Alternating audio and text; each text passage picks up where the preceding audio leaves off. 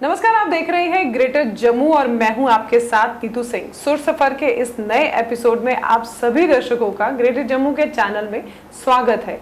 आज मैं जिस कलाकार को आपके समक्ष आपसे मिलाने वाली हूं, उन्हें हम जानते ही हैं, ऋतिका डोगरा या कहें ऋतिका कक्कर के नाम से ये काफी ज्यादा इन्हें पहचान मिली है। तो आइए करते हैं ऋतिका कक्कर उर्फ ऋतिका डोगरा से कुछ छोटी मोटी बातचीत। लगभग 3 साल हो गया है इन्हें सिंगिंग के इस क्षेत्र में हाथ आजमाते हुए, लेकिन सिंगिंग के क्षेत्र में 3 साल का सफर जो है इनका बड़ा ही मजेदार रहा है। तो चलिए करते हैं एक छोटी सी मुलाकात ऋतिका कक्कर के साथ। ऋतिका, आपका ग्रेटर जम्मू के चैनल में स्वागत है। Thank you so much. महज 3 साल हुए हैं आपको इस सिंगिंग लाइन में आए हुए, लेकिन जिस तरह से आपके साथ बातचीत हुई, आपने बताया कि सफर आपका जो है वो बड़ा ही अच्छा चल रहा है। तो कैसे इस तरफ आपका रुझान हुआ? जो मेरा सिंगिंग का सफ़र था, ये मेरे स्कूल से शुरू हुआ जब मैं 9th-10th में पढ़ती थी। और जब मैं वहाँ से गाने लगी, मुझे पता चला कि मेरे में टैलेंट है गाने का। तो फिर मैंने वहाँ पे अपने स्कूल में स्टेजेस की। जब मुझे पता चला कि मैं गा भी सकती हूँ, स्टेज परफॉर्मेंस भी मेरी अच्छी है, तो मैंने अपने घर वालों को बताया, मैंने अपनी मम्मा को बताया कि मेरे में एक टैलेंट है गाने का। और उन्होंने मुझे सपोर्ट किया काफ़ी ज़्यादा, और आज मैं यहाँ तक पहुँच पाई हूँ। तो 3 साल के सफर को कैसे आप मतलब देखती हैं, क्योंकि इसमें बड़ी सारी आपकी हर्डल्स भी रही होंगी। जब आपने सिंगिंग की शुरुआत की, पेरेंट्स की तरफ से कैसे सपोर्ट मिला, सोसाइटी ने उसको कैसे एक्सेप्ट किया? जी, पेरेंट्स की तरफ में मुझे काफ़ी ज़्यादा सपोर्ट मिला, सपोर्ट था और रहेगा, और तभी मैं आज यहाँ तक पहुँच पाई हूँ। अगर मेरे पेरेंट्स का सपोर्ट ही नहीं होता तो काश मैं आज आपके सामने भी नहीं बैठी थी। ऋतिका, आपकी आवाज़ मैंने भी सुनी है। एक बार आपका वहाँ पर प्रेस क्लब में एक सॉन्ग जो है रिलीज हुआ था, तब उस दौरान मेरा आपका इंटरव्यू भी रहा है। बहुत ही खूबसूरत आवाज़ है। लोगों को आप अपनी आवाज़ एक बार फिर से सुनाइए। आई एम श्योर बड़ी बार सुनी होगी, लेकिन फिर से एक बार हमारे साथ। जी बिल्कुल। सबसे पहले हमारे जम्मू में माँ बाबे वाली जी, उनका नाम लिया जाता है, और मेरा ही अपना एक गाया हुआ भजन है आप सभी के सामने। 2 लाइनें।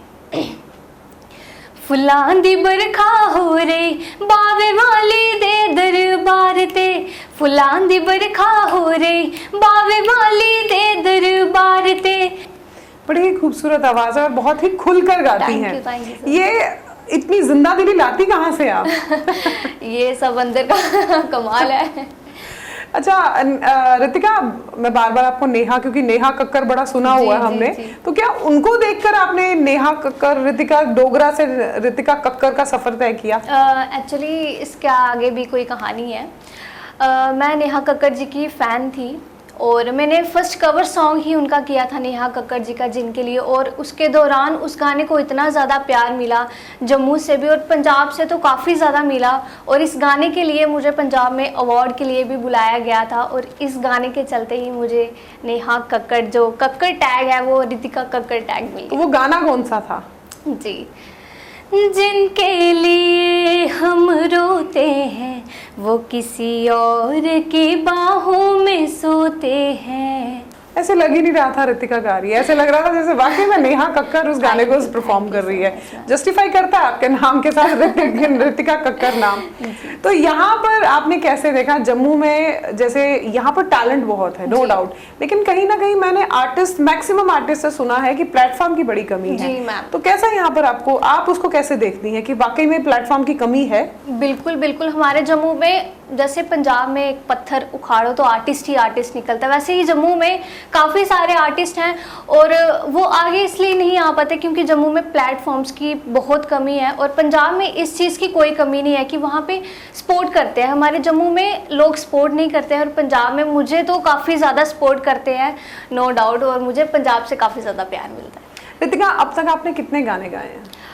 मैम, मेरे 4th एल्बम्स आ चुकी हैं। 4 एल्बम आ चुके हैं। तो 4 एल्बम में से आई एम श्योर आपका ये चारों के चारों सॉन्ग आपके बहुत ही ज्यादा दिल के नजदीक होंगे। लेकिन एक होता ना एक सॉन्ग जिसमें आपने एफर्ट्स लगाए हैं, जिसमें आप जो बहुत ज्यादा आपको पसंद होता है, वो कौन सा है? जो लास्ट टाइम अभी रिसेंटली रिलीज हुआ है, मार्च में रिलीज हुआ था, तो वो तो मेरे काफी ज्यादा दिल के करीब। 2 शब्द वो भी हमारे दर्शकों के लिए, 2 लाइनें।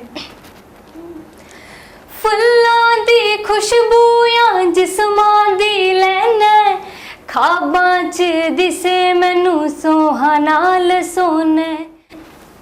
क्या क्या कहूँ, जबरदस्त आवाज है आपकी। Thank you so much. Neha, अक्सर यहाँ पर देखा है कि फेम जो है वो इतनी आसानी से नहीं मिलता, लेकिन अगर आपकी कहते हैं ना आपकी करनी में बहुत ज़्यादा एफर्ट हो, आप बड़ी शिद्दत के साथ अपना काम कर रहे हैं या शिद्दत के साथ अपनी सिंगिंग को कर रहे हैं, तो फेम मिलना कोई मामूली बात भी नहीं है। आप इस चीज़ को कैसे देखती हैं? क्योंकि आपने भी बहुत, आपकी आवाज़ बहुत अच्छी है, लोगों को बहुत पसंद भी आती है, और आपने आहिस्ता आहिस्ता वो मुकाम हासिल करना शुरू कर दिया है। आप कैसे देखती हैं इसे?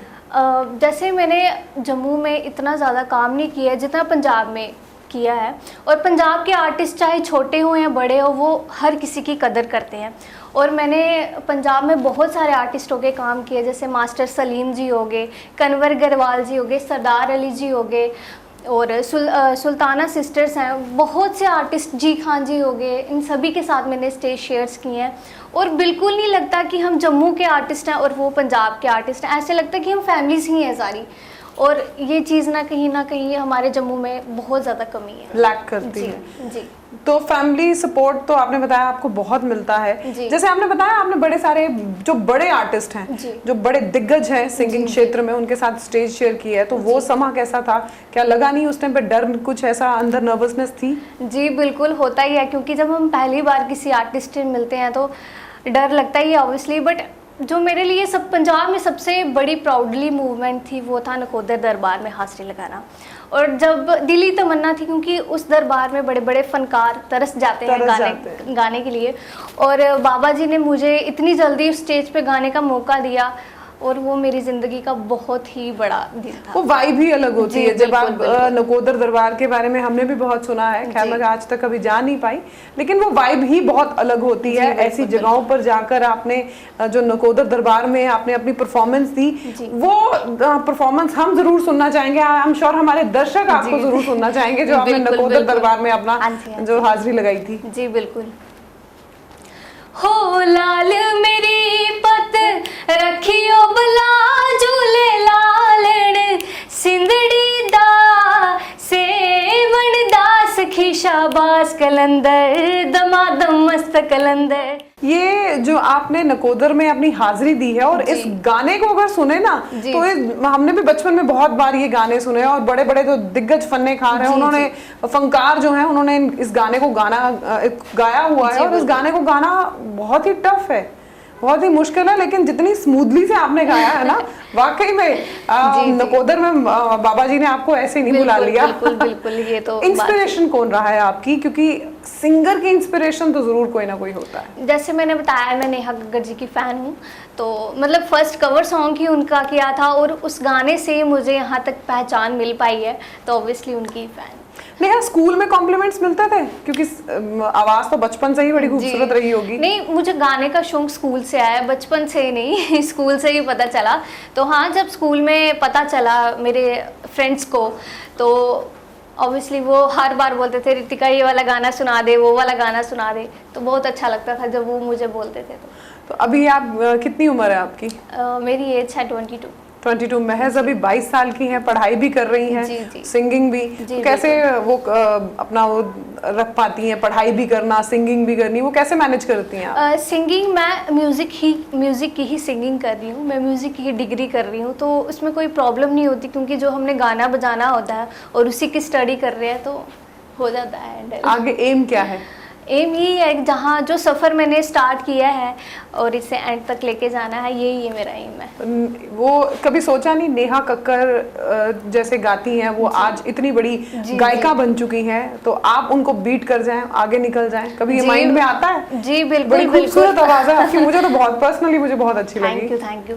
हाँ, आता ही है, क्योंकि मेरी फैमिली का मुझे काफ़ी ज़्यादा सपोर्ट है, और मुझे लगता है कि मैं बाहर जाके अपने जम्मू का नाम ज़रूर रोशन करूँगी। तो मैंने मैक्सिमम देखा है कि जम्मू के जो आर्टिस्ट है ना, खासकर सिंगिंग क्षेत्र में, वो बाहर जाकर ज़्यादा कंफर्टेबल रहते हैं। तो आपको अगर कभी ऐसा मौका मिला या जाने का चांस मिला कि आप बिल्कुल ही वहाँ पर बस जाएं, वहीं पर ही आपको, जैसे आपने कहा आपको पंजाब में बहुत ज़्यादा लोग पसंद करते हैं, आपने बड़े सारे वहाँ पर लाइव कंसर्ट भी किए हैं, तो कभी ऐसा मौका मिला वहाँ पर बसने का, तो कुछ है प्लान? मौके मुझे काफ़ी मिले हैं वहाँ बसने के, लेकिन जो अपना घर है, जो अपना परिवार है जम्मू में, ये छोड़ के बाहर जाना इम्पॉसिबल होता है, क्योंकि यहाँ से बचपन की यादें जुड़ी हुई हैं और इससे हम छोड़ तो ऐसे नहीं सकते हैं। तो अभी तक सोचा नहीं है। अभी तक सोचा नहीं है। चलिए रितिका, एक आखिरी सवाल। जी। जैसे आपने कहा कि आप नेहा कक्कर को भी बीट करना चाहती हैं, सिंगिंग के क्षेत्र में आगे बढ़ना चाहती हैं। अक्सर देखा जाता है कि शादी जब लड़की की हो जाती है उसके बाद जो है वो कहीं ना कहीं एक स्टेप पीछे हो जाती है। तो आप जब शादी करेंगी क्या इसको आगे कंटिन्यू करेंगी या जो हस्बैंड कहेगा या जो सास ससुर कहेंगे उसी को फॉलो करेंगी? शादी का तो अभी सोचा नहीं है, क्योंकि शादी की काफ़ी ज़्यादा उम्र है। अभी तो मैं और 22 एज कुछ भी नहीं होती है। लड़कियों की एज होती है अगर शादी की 29, 30, लास्ट 30 तक होती है। बट अभी तक मैंने शादी का कुछ नहीं सोचा, अपना करियर बनाना है, उसके बाद देखेंगे। तो वाकई में छोटा पैकेट और बड़ा धमाका है। जी बिल्कुल बिल्कुल। तो कोई मैसेज देना चाहेंगे आजकल के जो सिंगर्स जो इस सिंगिंग क्षेत्र में अपना नाम कमाना चाहते हैं, उनको कोई मैसेज देना चाहेंगे? मैं यही बोलना चाहती हूँ, अगर आप में कोई भी टैलेंट हो, किसी तरीके का भी टैलेंट हो, अगर आपके पेरेंट्स आपको सपोर्ट नहीं कर रहे हैं या कोई भी आपको सपोर्ट नहीं कर रहा है, आप अपने पेरेंट्स को अपने टैलेंट प्रूफ कीजिए कि मेरे में भी कोई टैलेंट है, ताकि आपके पेरेंट्स आपको सपोर्ट कर सके। और मैं उन पेरेंट्स को भी बोलना चाहती हूँ कि अगर आपके बच्चे में कोई भी टैलेंट हो तो प्लीज़ आप उन्हें सपोर्ट करें, और एक बार सपोर्ट करके ज़रूर ट्राई करना चाहिए। एक आखिरी सवाल और जानना चाहूंगी, वैसे मन तो नहीं कर रहा लेकिन क्या करें। बिल्कुल। अक्सर देखा गया है लड़कियां जब बाहर क्षेत्रों में जाती हैं नाम कमाने के लिए, और जैसे आपने कहा कि मैं बड़े सारे लाइव कॉन्सर्ट में जाती हूँ, मुझे मौका मिलता है तो मैं जरूर वहां पर गाती हूँ। अक्सर देखा है लड़कियां शिकार होती हैं मॉलस्टेशन का। लड़कियों को बड़ी सारी ऐसी टाइम से गुजरना पड़ता है जो उनके कंफर्ट जोन में नहीं होता। तब उस टाइम पे आप अगर आपके साथ कभी ऐसा हुआ हो या आने वाले जो स्टार्स हैं उनके साथ कभी ऐसा हो, उस समय में कैसे अपने आप को उससे निकालें?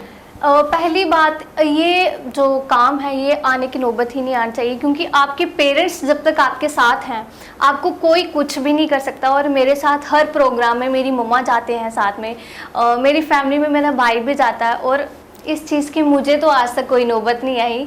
और मैं यही कहना चाहती हूँ, अगर कोई भी लड़की या कोई भी लड़का बाहर अकेले काम करना जाता है तो अपने पेरेंट्स को या अपने मम्मा या पापा या ब्रदर या किसी को भी अपने साथ लेके जा सकता है। रितिका जी, आपसे बात करके बहुत मजा आया। Thank you so much. तो जाते जाते एक बार फिर से आपकी आवाज में कुछ 2 लाइनें हो जाएं जो आपका पसंदीदा गाना है जो आप अक्सर गुनगुनाती हैं। जी।